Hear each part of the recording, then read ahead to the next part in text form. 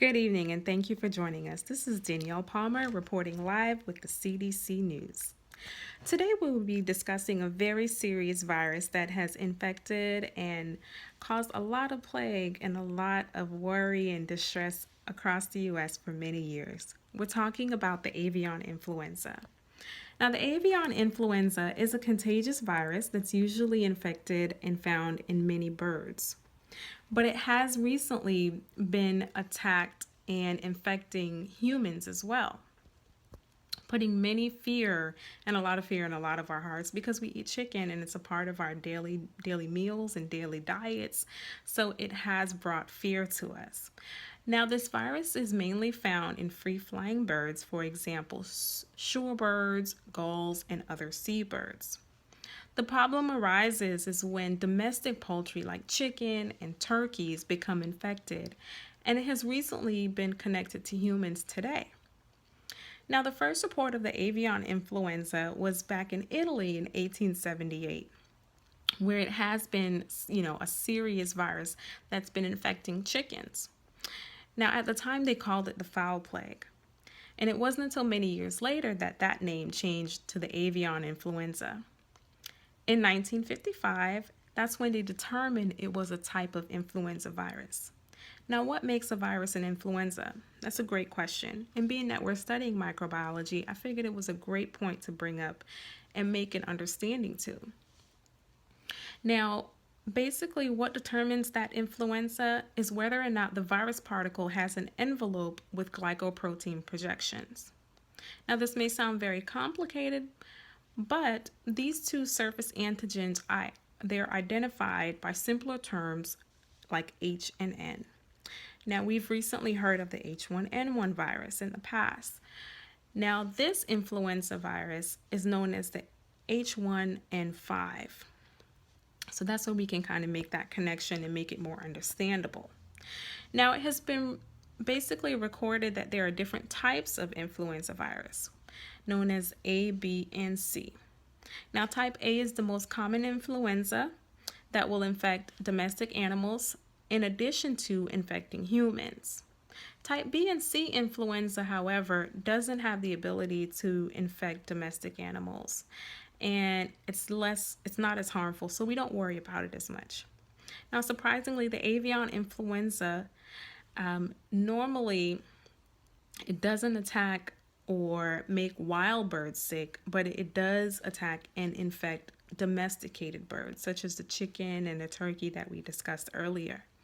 Now, when they become very ill, it can, in most instances, kill them. Now, generally, the viruses does not infect humans. However, there have been reports of human outbreaks in 1997, letting us know that the avian influenza is a very risky type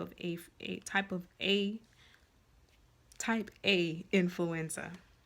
Excuse me.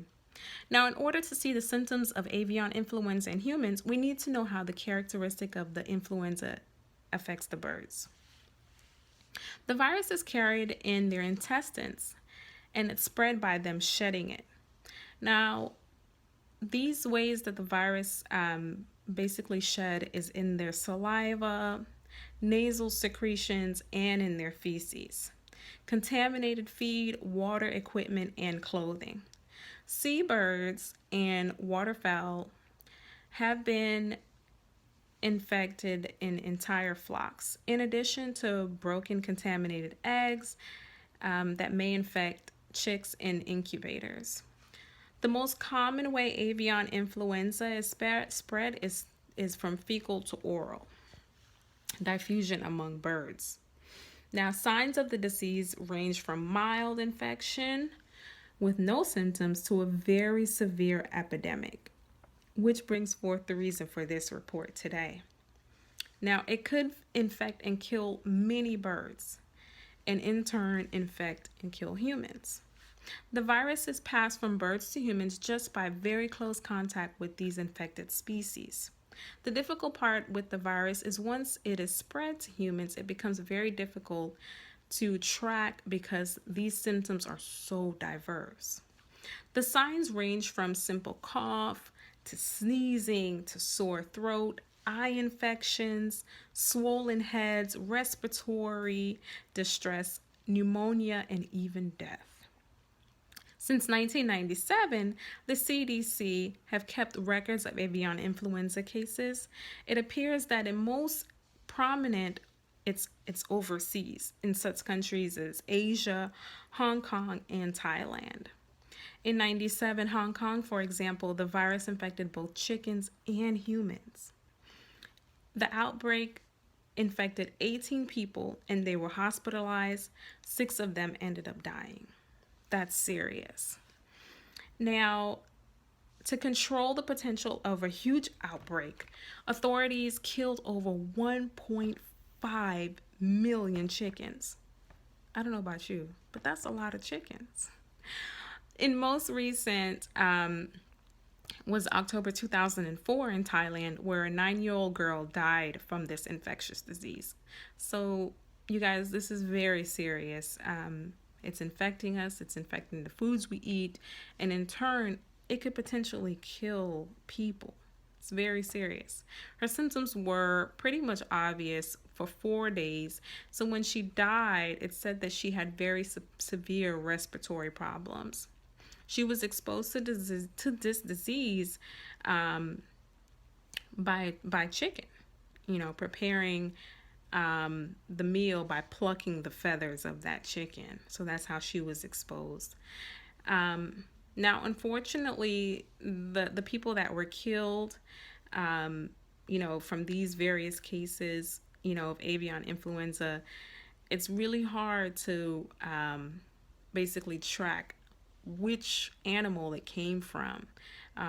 We know it infected a vast amount, but it's really hard to track which individual animal, which chicken it came from, which is why the authorities ended up having to kill so many, 1.5 million chickens.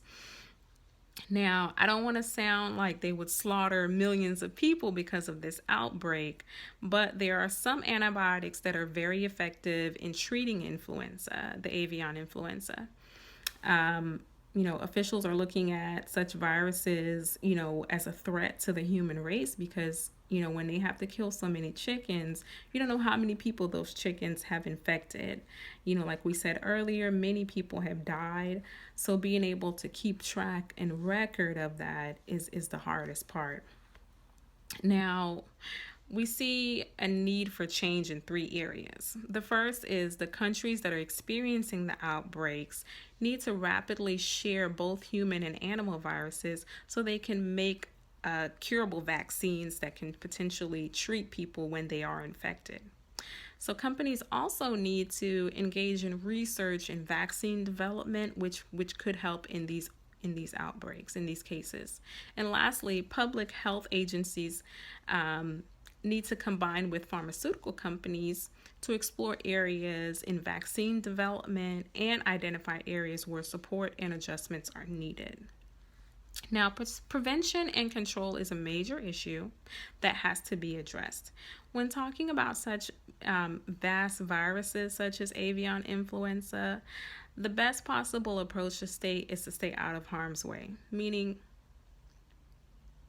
stay away from any infected animal, any chickens or turkeys, the free-flying birds. Stay clear away from them as far as preparing them, plucking feathers like the 9-year-old girl we reported earlier was doing.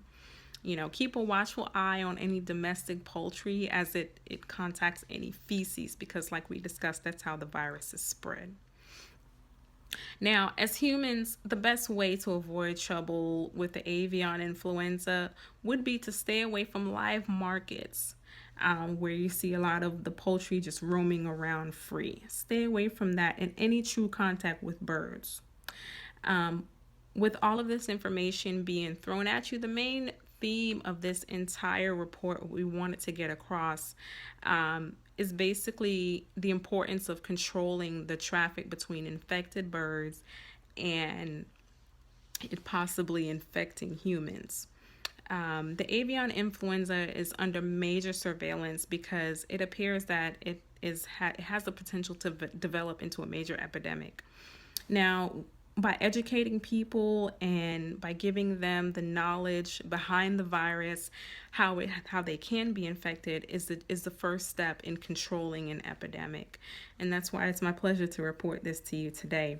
Now, this information can be easily dismissed, or it can be, really taken on and taken heed to, and it can really stop in breaking the cycle. Now, it can be thought of as an epidemic, or with this report, hopefully, it can bring and shed some knowledge and just be thought of as a thing in the past. I thank you today for joining us on this live report. Thank you for listening to this information, and hopefully you were able to gain some insight and some knowledge on this virus and how it can affect us as humans and how we can help to avoid it in the future. Again, my name is Danielle Palmer, reporting for the CDC News.